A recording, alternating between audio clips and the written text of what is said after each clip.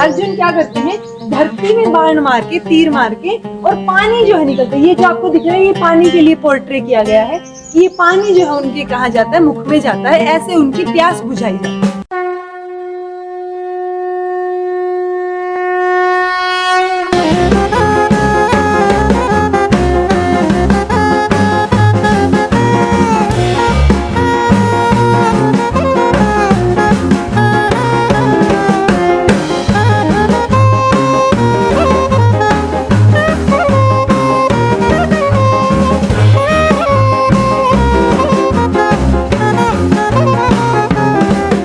Hello everybody, welcome to our new vlog.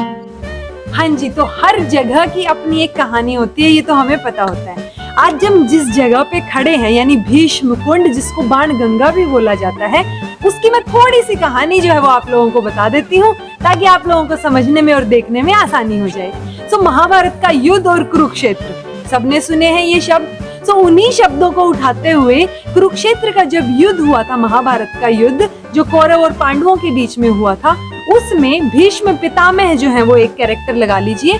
वो क्या थे, एक कौरवों की तरफ से लड़ रहे थे, एक तरीके से कौरवों की तरफ से सैनिक थे, लेकिन वो दोनों की तरफ से ही पूजनीय थे, यानी कि कौरव और पांडव दोनों ही उनको पूजते थे। बट उस टाइम पे जो है वो कौरवों की तरफ से लड़ रहे थे और अर्जुन का बाण जो है वो उनको लग जाता है, लेकिन उन्होंने इच्छा जाहिर की कि वो अभी उनके जो है वो प्राण ना जाएं, और वो पूरा का पूरा युद्ध देख के, और युद्ध का रिजल्ट क्या रहा बेसिकली, वो देख के प्राण त्यागना चाहते थे। तो अर्जुन ने क्या किया कि वहां पे एक सैया जो है वो बना दी, जिसको हम बाण सैया बोल देते हैं, कि भीष्म पितामह के लिए यहाँ पे जो आपको दिख भी रही होगी कि यहाँ पे ये उनका सिर टिकाने के लिए एक बाण यहाँ पे और पूरे की पूरी सैया, ताकि वो लेटे लेटे जो है यहाँ पे उनको पता चलता रहे कि क्या हो रहा है। ठीक है जी।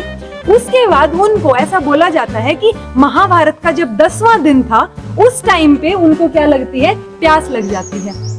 अर्जुन क्या करते हैं, धरती में बाण मार के, तीर मार के, और पानी जो है निकलता है। ये जो आपको दिख रहा है, ये पानी के लिए पोर्ट्रे किया गया है।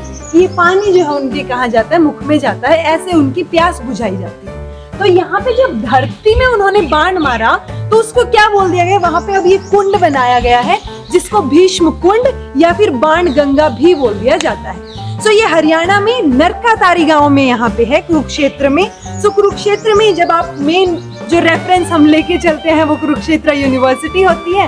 तो कुरुक्षेत्र यूनिवर्सिटी की 3rd गेट से जब आप थोड़ा सा इधर निकलेंगे, तो यहाँ पे कुछ 2-4 किलोमीटर चलने के बाद आपको ये 2 किलोमीटर के बाद आपको नरकातारी गांव मिलेगा। 2 किलोमीटर तो वैसे भी चल लेते हैं हम लोग। तो 2 किलोमीटर के बाद आपको नरकातारी गांव मिलेगा, और उस नरकातारी गांव में जो है ये भीष्म कुंड बनाया गया है।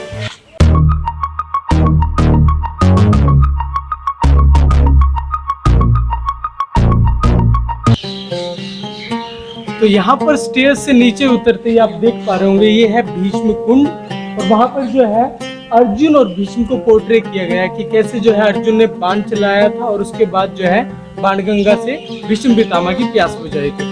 तो यहाँ बैठने का स्पेस भी है उस साइड और इस साइड पे, लेकिन थोड़ा सा क्लीनलीनेस का इश्यू है। तो अगर क्लीनलीनेस और बेटर की जाए तो इसे अच्छी ढंग से डेवलप किया जा सकता है टूरिज्म के पर्पस से। तो जैसे ही हम एंटर करते हैं भीष्म कुंड में, तो आपको 2-3 चीजें देखने को मिलेंगी। यहाँ राइट में देखने को मिलेगा वो मंदिर, जो मैंने स्टोरी आपको बताई, उसी से रिलेटेड सेम चीज जो है अंदर भी एक पोर्ट्रेट बनाया गया है। यहाँ पे आपको देखने को मिलेगा पीछे तक जो स्टोरी बताई उसके अकॉर्डिंग जो मेन स्टैचू है, जहाँ पे वो सैया पे लेटे हुए हैं भीष्म पितामह, वो देखने को मिलेंगे। तीसरी चीज जो है वो आपको देखने को मिलेगी, यहाँ पे कुछ पिलर्स, और ये जो पिलर्स हैं, इन पिलर्स पे लिखी हुई है कुछ एक शिक्षाएं। तो वो शिक्षाएं मोस्टली तो जो है संस्कृत में लिखी हुई है, लेकिन भीष्म पितामह ने जो शिक्षाएं दी थी वो यहाँ पे 2 लैंग्वेजेस में मेंशन है। संस्कृत में, हिंदी में और इंग्लिश में। जैसा आपको कंफर्टेबल हो आप वैसा पढ़ सकते हैं। 1-2 शिक्षाएं मैं जरूर बताना चाहूंगी। तो यहाँ पे सबसे पहली में लिखा हुआ है कि जो विश्वास पात्र ना हो, यानी जिस पे आप विश्वास ना कर सके, उस पे कभी ना करें। ठीक है, तो जो विश्वास पात्र ना हो उस पे ना करें विश्वास। जो विश्वास पात्र हो, यानी जो विश्वास करने लायक बंदा हो, उसके ऊपर भी अधिक विश्वास ना करें। बेसिकली एक्सेस जो है ट्रस्ट की वो नहीं होनी चाहिए, क्योंकि खुद से ज्यादा बेटर अगर आप दूसरे पे ट्रस्ट करने लग जाएंगे, सो कई बार ऐसी सिचुएशन आएगी कि आपके मन में भी फियर क्रिएट हो या एक वो डाउट वाली सिचुएशन है वो क्रिएट हो। सो एक अच्छी शिक्षा यहाँ पे दी हुई है कि जब वो फियर या वो डाउट आएगा तो वो इंसान को जो है बिल्कुल जड़ों से खत्म कर देता है, डिस्ट्रॉय कर देता है। तो हमें किसी पे जिस पे हम विश्वास नहीं करते उस पे लाइफ में कभी विश्वास नहीं करना, जिस पे हम विश्वास करते हैं उस पे अधिक विश्वास नहीं करना, खुद पे तो फिर विश्वास होता ही है ना। अगर हम यहाँ पे इस दूसरे पिलर पर दूसरी शिक्षा देखेंगे तो यहाँ पे भी सेम वही संस्कृत, हिंदी और इंग्लिश इसमें बता रखा है कि जैसे वसंत ऋतु का जो सूर्य होता है वो ना ज्यादा ठंडक देने वाला होता और ना ही ज्यादा बिल्कुल ऐसे चुभती जलती गर्मी वाला होता, ठीक है। तो वैसे ही राजा को होना चाहिए कि राजा को ना तो बहुत ही कोमल होना चाहिए और ना ही कठोर होना चाहिए।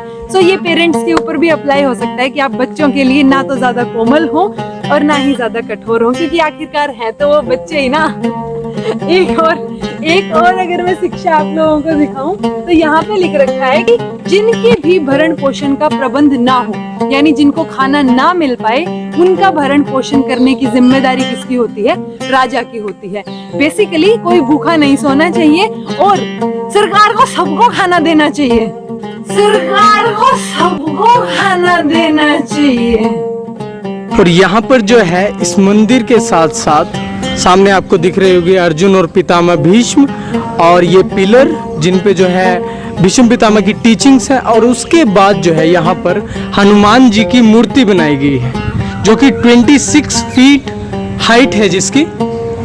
और ऐसा बोला जाता है कि इसको देखते टाइम जो है वो इंसान की पगड़ी नीचे गिर जाए, इतनी ऊंची जो है ये मूर्ति है। और पक्षियों की चहचहाट जो है वो यहाँ पे बहुत आपको सुनने को मिलेगी। नेचर के करीब आप फील करेंगे अगर आप शाम को आते हैं। कवर्ड है।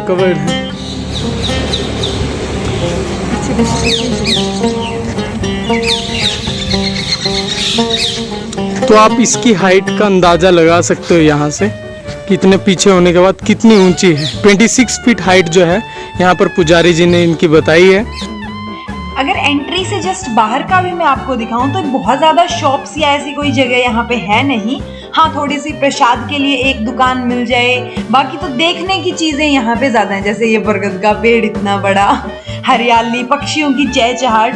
बट बाहर जो है बहुत ज़्यादा कुछ यहाँ पे चीज़ें खरीदने या देखने लायक नहीं है। अंदर जाके जो चीज़ें हमने देखी बस वही चीज़ें यहाँ पे देखने के लिए हैं। तो अगर आपको ये मंदिर या फिर पितामह भीष्म या फिर उनकी टीचिंग्स जो मैंने आपको बताई थी, हाँ, विश्वास नहीं करना किसी, और या फिर हनुमान जी की 26 फीट की मूर्ति या फिर हम दोनों कुछ भी पसंद आया हो तो इस वीडियो को लाइक कर देना, शेयर कर देना और सब्सक्राइब कर देना हमारे चैनल को। तो मिलते हैं नेक्स्ट व्लॉग में, तब तक के लिए बी हैप्पी, कीप स्माइलिंग।